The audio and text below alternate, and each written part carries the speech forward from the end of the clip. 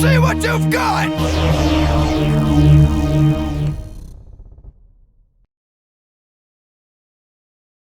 So here we are at episode 4, and once again we open up the recap music with another simple embellishment. This time I elected to add lower space voices onto the opening of the recap music.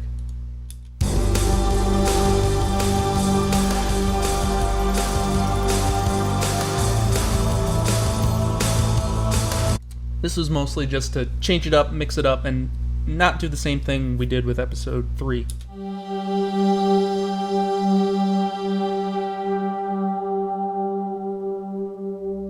We wanted to add a little something to the recaps for the first 5 episodes to try and help signify them as like the beginning of the series. Just do something a little bit different. Over here is a very subtle little embellishment for an edit I did over top on the recap, just because I didn't want to overdress the salad, but I was just trying to do something a little fancy to help match the scene and make the recap pop a little bit more. Basically what I did was I added a little extra choir on top of the recap. Very subtle, most people probably don't even notice, but when I loop it as Goku and Piccolo land in the recap's footage, I added on some choir.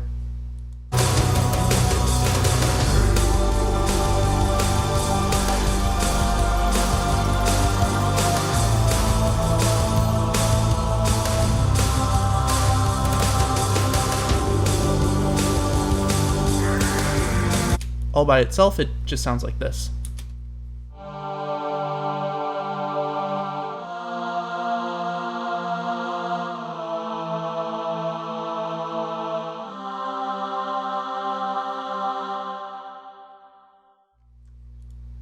Here we wrote a special section of Raditz's theme to help lead into the main Dragon Ball Z theme once the action gets going. It's a simple little crossfade effect, you'd never notice it was there, but essentially it just nicely builds a little tension and leads into the action.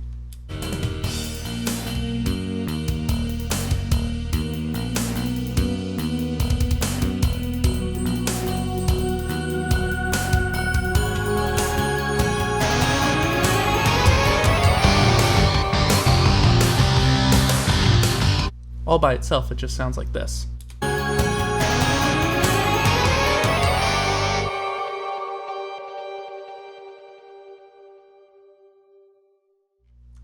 It's a nice little bit that Rakim wrote. Here was a little Z guitar extension that I wanted to overlay to help end the DBZ theme and make it feel just a little bit more natural as we move on from the song, because the scene has to flow, and we try to do our best to make it feel natural.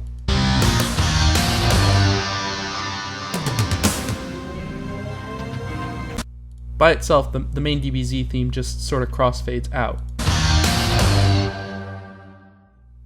You layer on a Z guitar note, add in some drums to match the cut, and then you slowly crossfade in the Piccolo and Raditz talk theme.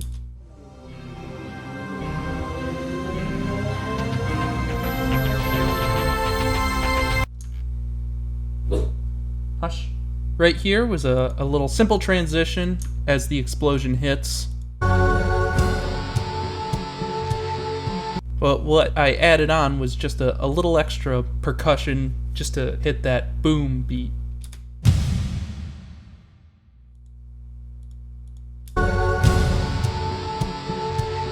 Just a little something to give that extra detail. Here we added a surprise cue when Raditz teleports behind him. Nothing personnel.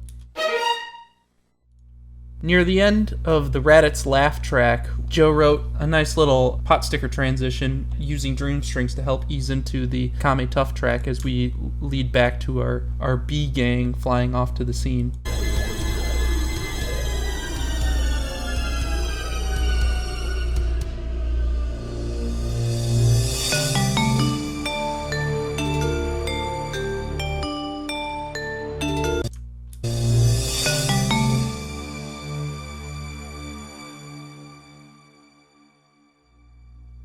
In this scene, we have a quick little comedic beat as Bulma gives Krillin the angry eyes. He's already teamed up with Raditz and blasted Goku. Okay. Goku? Just a few simple cartooning notes, nothing much to it. Now, this transition near the end of the scene is one of my favorites. It's a lovely little extra doom doom doom with some dewdrop sounds. It perfectly transitions into the next dialogue track.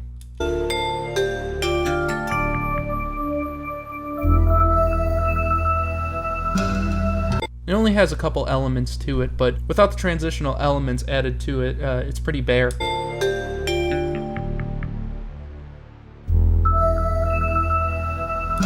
You add a little extra to the ending of Kame Tough. And then you add some dewdrop sounds to hit the right keys.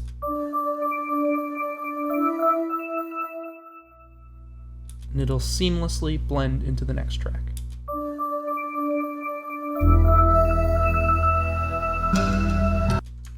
Now here's a little embellishment that I would hope no one noticed. A very, very subtle thing that I wanted to make it as subtle as possible that most people would miss, but hopefully people might be able to catch on subsequent watches. I wanted to throw in just a tiny little cue as Goku's eyes look over at Piccolo when he says, "Can you do it with one arm?" Hello? Yes. And you could do it with only one arm? And that's just a simple two-note pizzicato string bit that you might not even notice isn't a part of the actual main track. Here, I took an element from the Raditz horror bit. It's basically like a scraping metal sound that's supposed to make you feel uneasy, and just added it over top, on top of the dialogue track. And I think it adds just a little bit. It's nothing over the top.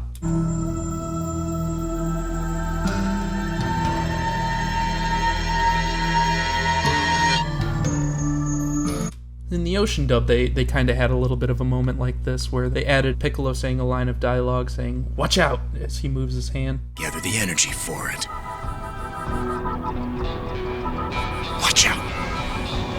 So I kind of sort of went for the same thing, but without explicitly stating it.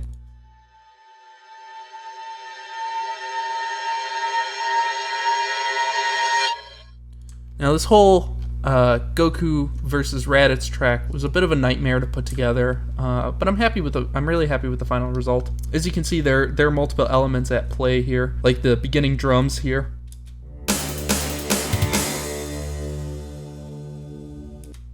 Played separately on the main track.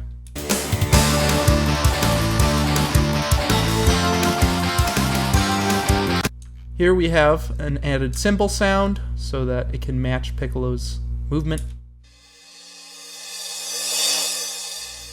without taking away from the main theme.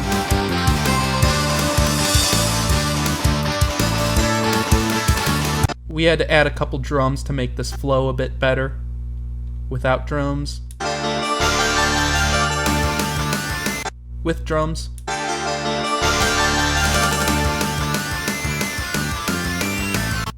On top you have the main percussion track, and on the bottom we have added elements like Ascent and space voices and all sorts of things we wanted to add to match Piccolo and really add to the track. This was constructed hastily in multiple chunks. I wish this track came out a little bit cleaner, but at least the end result is seamless.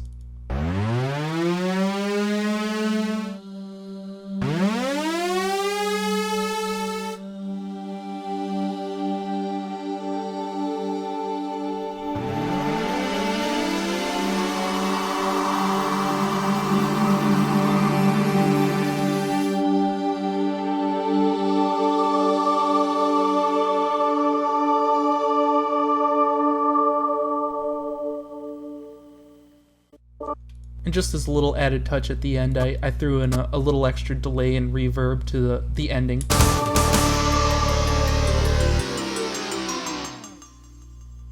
And that's what you're hearing down here. Here we needed just a simple little piece that'll match to scene and then transition seamlessly into the dragon theme.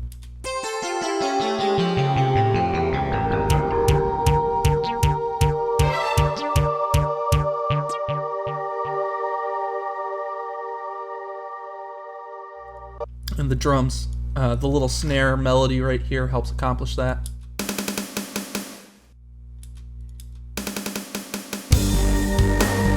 together.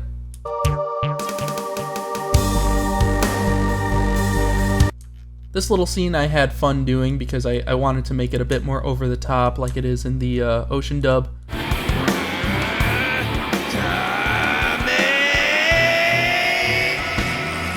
So I added a lot of echo to Goku's Kamehamehas.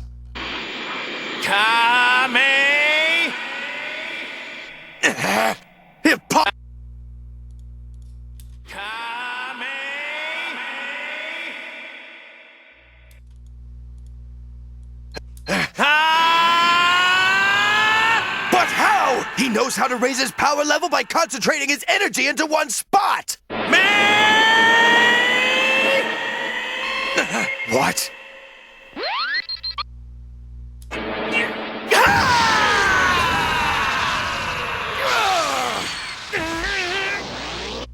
Just a little something extra to help really build the scene, since it is technically our first use of the dragon theme. Here we have a somewhat straightforward transition into the Raditz horror face-off theme. I used the opportunity to use that to help make its own transition into the Double Sunday heavy guitar melody.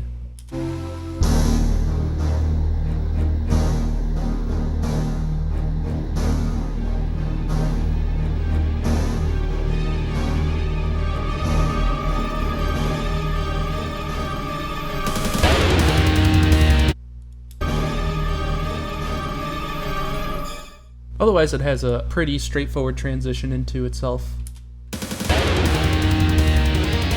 This track was pretty brilliantly well written to scene. I had almost no input in it. I think the only thing I suggested when we wrote it was add a little extra high strings to during like the Piccolo cowering segments. Really help add the horror to it. Typically, one of my main suggestions is always to add more horror to the music, but I'm particularly fond of how seamlessly it seems to transition into the heroic Goku theme.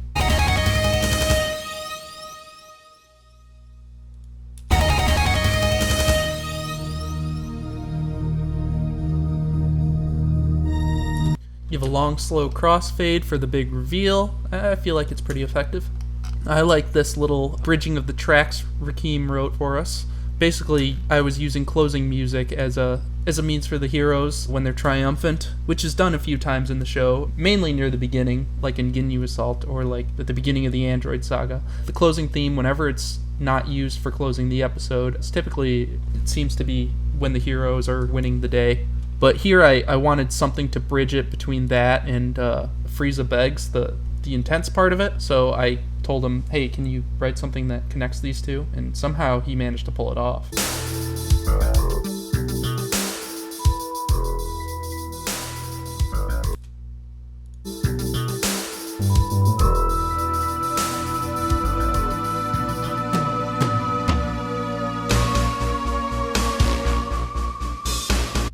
All by itself, it just sounds like this.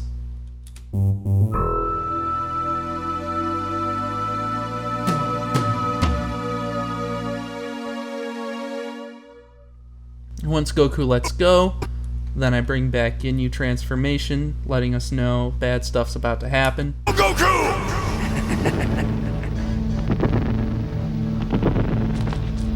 But what I really think shines in this scene is all the extra embellishments that we added that really helped match it to scene.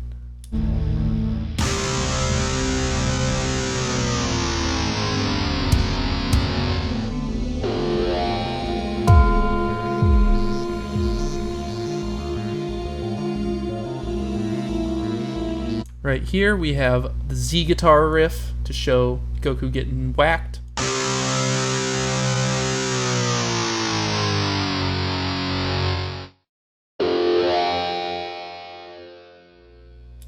Down here we have percussion.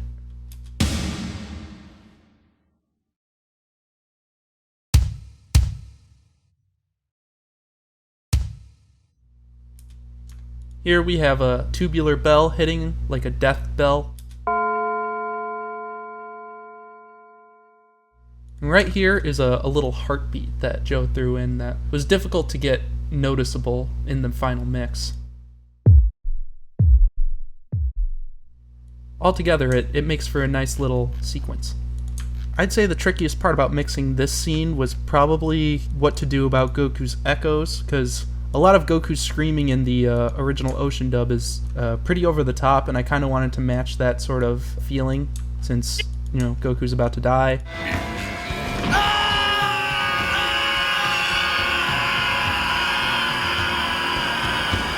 It seemed like the right thing to do, so I played with a few surround reverb echo effects and tried to emulate that drama. Daddy!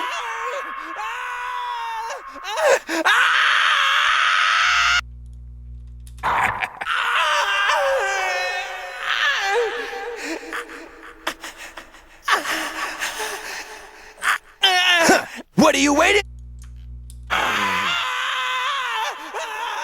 Oh, Daddy! Here for our final big transition, we have a surprise cue that interrupts Raditz about to kill Goku as we move it into the heroic halted track. There really isn't a name for a lot of these tracks, but it's an early DBZ track that I thought was appropriate here as all the action was halted.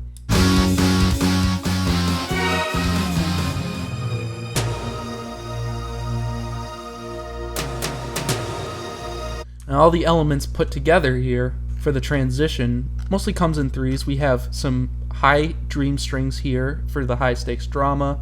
We have our surprise cue here, which are some Mercado strings. And here we have a sound called Genesis wave, which kind of gives this low ease into the next track.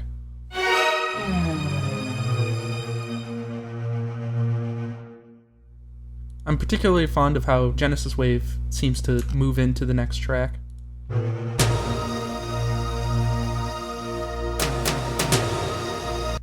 Mixing it all together, as you can see, was a little tricky. It required a lot of careful balancing of the elements, so it doesn't. So you hear all the right things when you do. Adjust the treble a little bit to make the Mercado string stand out a bit more. It's all a careful tightrope, if you want to do a good job, I guess.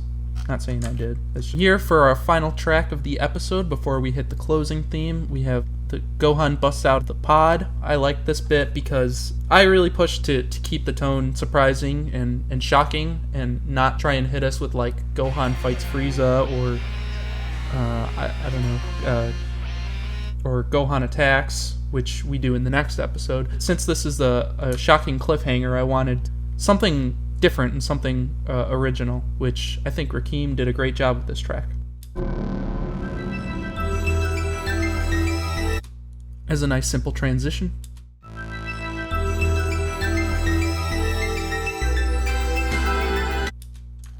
Now down here we have a reverse liquid stack that builds and hits the mark as Gohan busts out of the pod.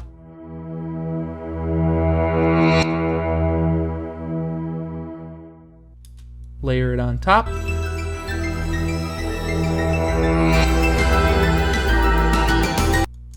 And I love the way it leads into the closing track.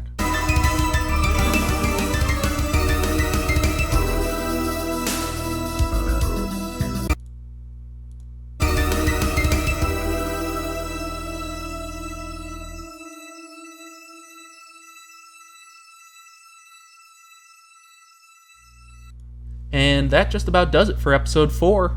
Again, I want to thank you all for watching. It's really fun to give everyone an idea of the thought and planning that went into this. We really hope you're going to get a kick out of our version. Next up, we're going to look at episode 5 and whatever wacky shenanigans Gohan is going to have with his Uncle Raditz.